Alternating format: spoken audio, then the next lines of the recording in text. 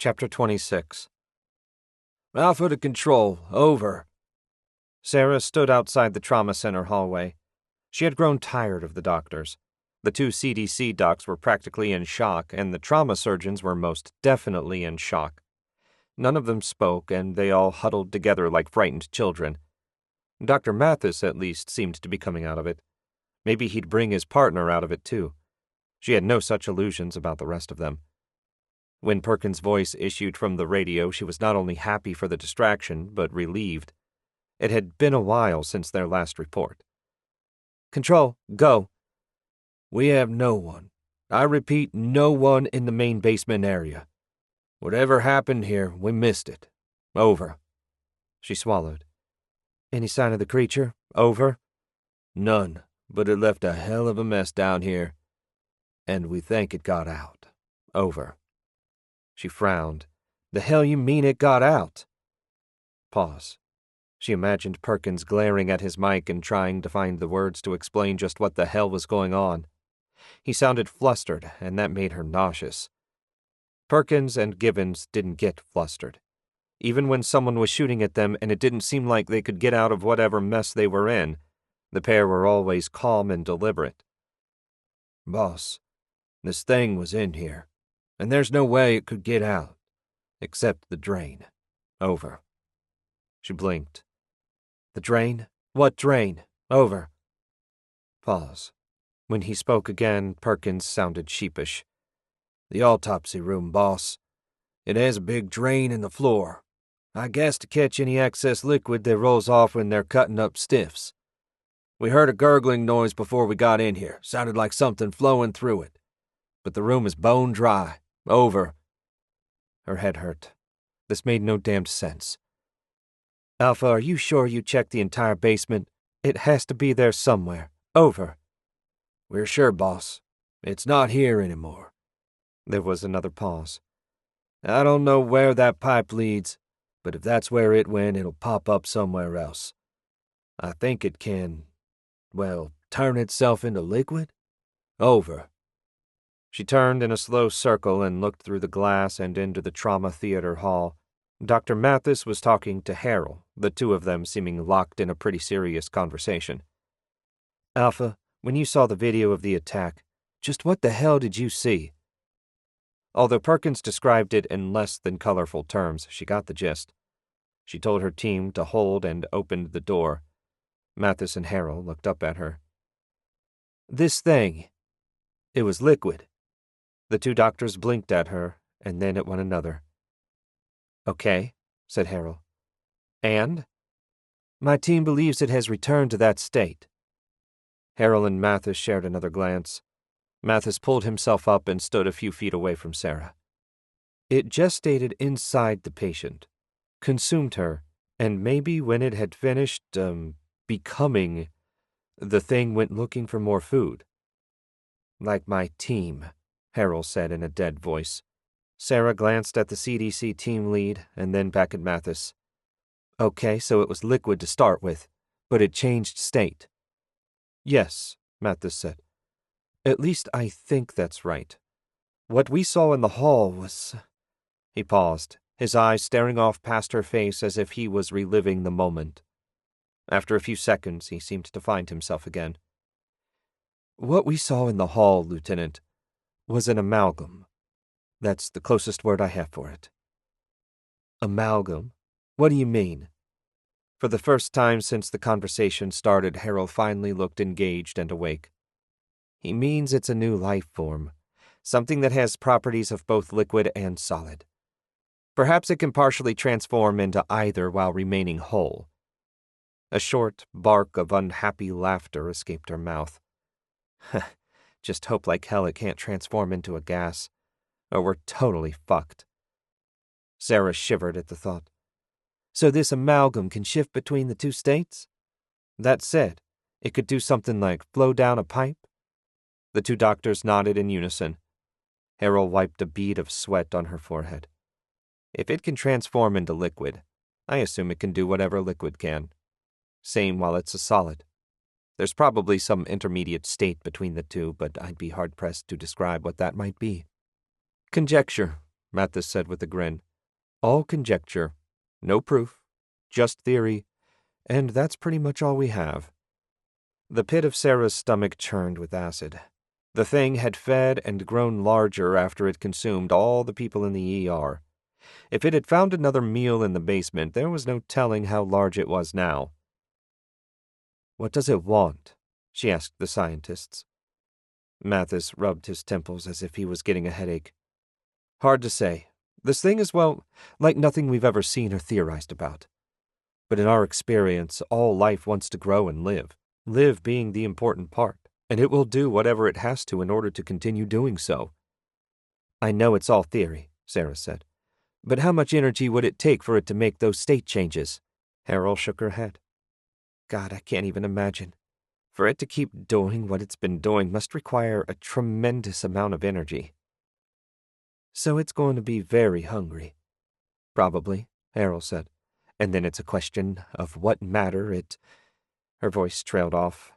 A second later, her eyes widened. Oh, shit. What? Mathis asked.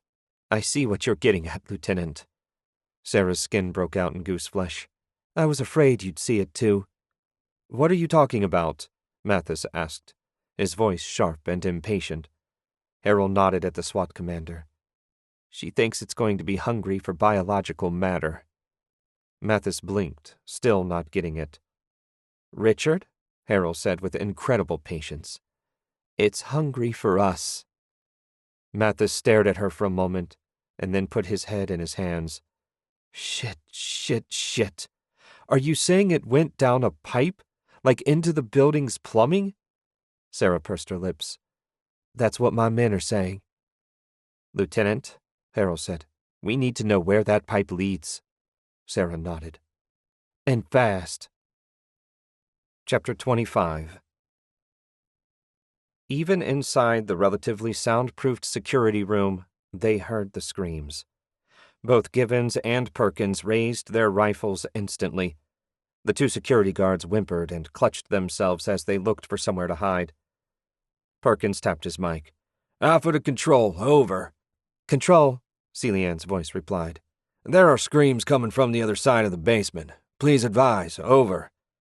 Pause. He glanced at his partner. The Kentuckian's narrowed eyes looked back at him. He knew that look. Givens wanted to leave the room and find the damn thing. Perkins felt the same way. The difference was that Givens would chase it down without a thought.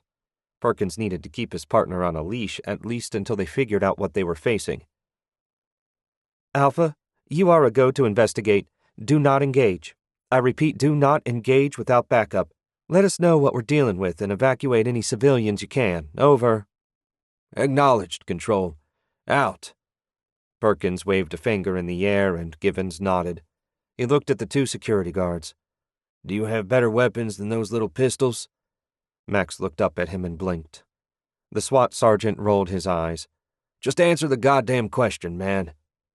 The terrified security guard shook his head. These are all we got.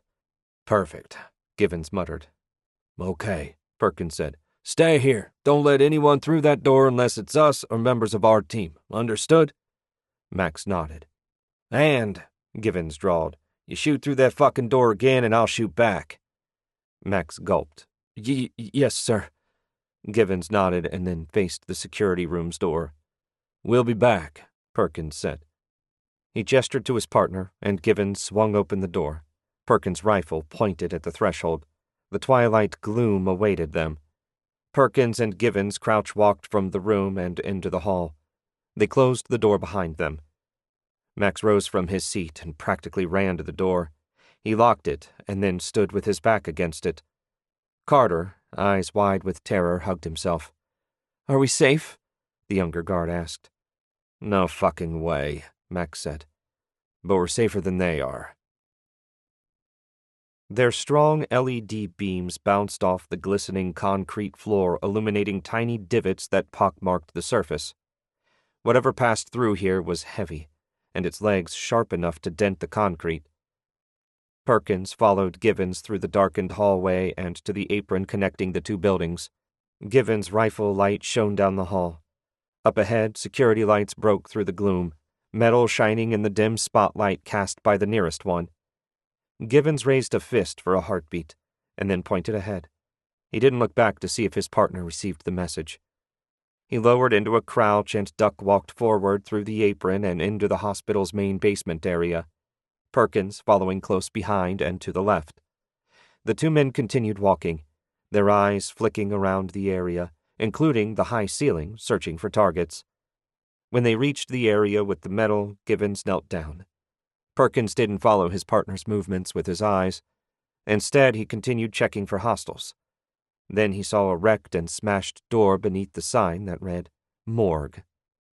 Givens rose from his crouch and held out a hand to his partner. Perkins glanced at what was inside the gloved hand. A set of keys and the skeletal metal frame of a phone, its glass screen intact, but all the non-metal parts completely burned off.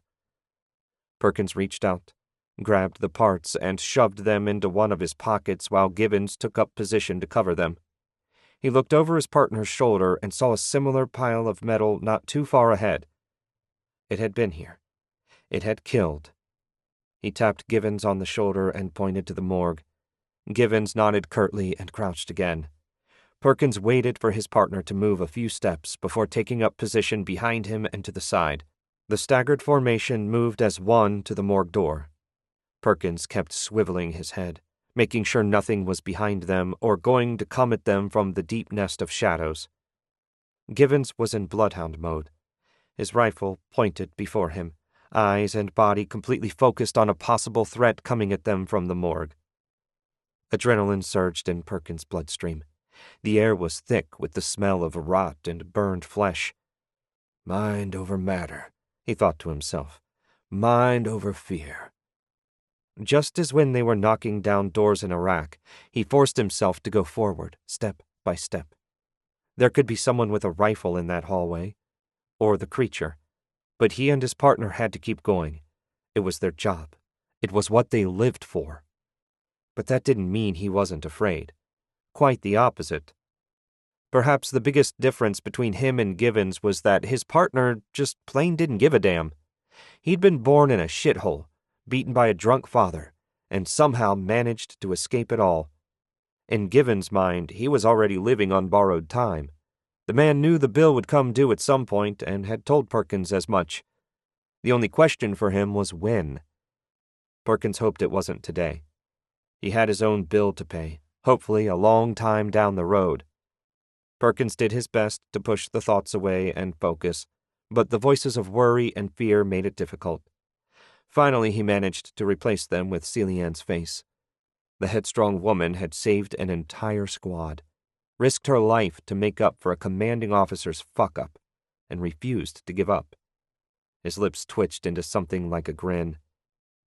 The morgue was nearly a black hole. The sole security light in the inner hallway barely managed to cast enough light to see the floor. The heavy steel door was ripped nearly in half, the hinges separated from the wall. He noted the deep indentions in its surface. They were much the same as those in the floor. The thing's sharp, taloned feet did that, he thought. Or its tentacles, or whatever the hell you call them. The smell was stronger, and Perkins' nose wrinkled. He felt as though his damned nostril hairs were being singed by the abhorrent scent. More like wilting, he thought. Givens held up a fist and halted at the threshold. The Kentuckian cocked his head to one side. Perkins did the same. And then he heard it too. It sounded like liquid flowing through a metal hose. Whatever it was rushing at incredible speed. Givens flung his hand out in front of him and then continued crouch walking. Perkins followed. They stopped at Autopsy Room 1. The door didn't move when Givens tried the handle. The security card box glowed red as if in challenge, but that wasn't where the sound was coming from. Givens' rifle light finally found the twisted metal wreckage that was Autopsy Room 2's strong metal door. Just as with the entrance to the morgue, deep craters pockmarked its surface. Whatever had done that had also ripped it from its hinges. There was no dust or broken wood or even missing paint from the wall. Just metal, wrecked, deformed, and twisted. Perkins waited for his partner to move again. Givens had stopped, his head cocked once more. Then Perkins realized what it was that had stopped him. The sound was retreating. Givens moved faster, Perkins easily matching his pace, his rifle to the side so as not to shoot his partner if it came to that. When Givens reached the threshold, he flattened himself against the wall and waited. Perkins took a slow, deep breath, counted to 3, pointed his rifle into the room, and stepped so he could see inside. There was no light, and it might as well have been the dark side of the moon. The strong LED lamp on his rifle stabbed through the shadows, but was hardly bright enough to show him more than a glimmer from the back wall. He stepped inside the room on the balls of his feet and took one hand off the rifle. Givens was behind him now, looking into the room over his shoulder and ready to provide cover. Perkins used his free hand to search for a wall switch. His index finger finally found a recessed panel. He closed his eyes and pressed. Hellishly bright light filled the room. Even with his eyes closed, the glare flashed through the thin eyelid skin and onto his retinas. He quickly opened his eyes and suffered through the afterimage. The room was empty, except for an all-too-clean floor, an empty autopsy table, and a mess of incredibly well-polished surgical tools. A single shelf had been pulled partway out of the far steel wall. Metal buttons, keys, and the remains of a cell phone stared back at him from the empty shelf. "Where the hell did it go?" Givens drawled. It wasn't on the ceiling. It couldn't possibly have made its way through the wall, and there were no holes for it to pass through. So where the hell did it go? They searched the room, looking for any place it could have gone. On his second circuit of the room, his foot crunched on something. Perkins looked down and pulled his foot back. He'd stepped on the heavy, recessed stainless steel drain cover. It had snapped beneath the pressure of his weight. Frowning, he reached down and picked up the cracked and broken pieces in his gloved hand. The metal was several centimeters thick. There was no way he should have been able to break it just by standing on it. He walked to the autopsy table and spread the 3 pieces on it. The metal made a strange sound when it hit the steel. Flakes peeled off. "Oh, shit," he breathed. "What?" Givens asked. Perkins looked at the floor and pointed. "Grab that hammer, the steel one down there." Givens leaned down and picked it up, his face lit with a question he didn't ask.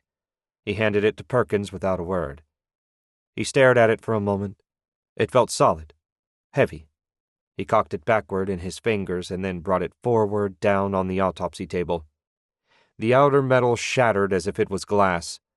The inner shape of the solid steel hammer remained intact and as firm as steel should be. Something gurgled, and the 2 men immediately lowered the rifles to the drain. A bubble of water rose, and then popped. Perkins was afraid of the drain. The fact Givens seemed cautious about it made him feel better. He wasn't the only one freaking out. Givens pressed forward until he stood almost over the drain. He pointed his rifle at it and turned the LED light on. The darkness inside the drain vanished at once. The metal pipe interior gleamed, the light dancing in crazy circles as it flowed into a U-junction. "What the fuck is going on?" Givens asked. Perkins pointed at the drain. "I think that's how it got out."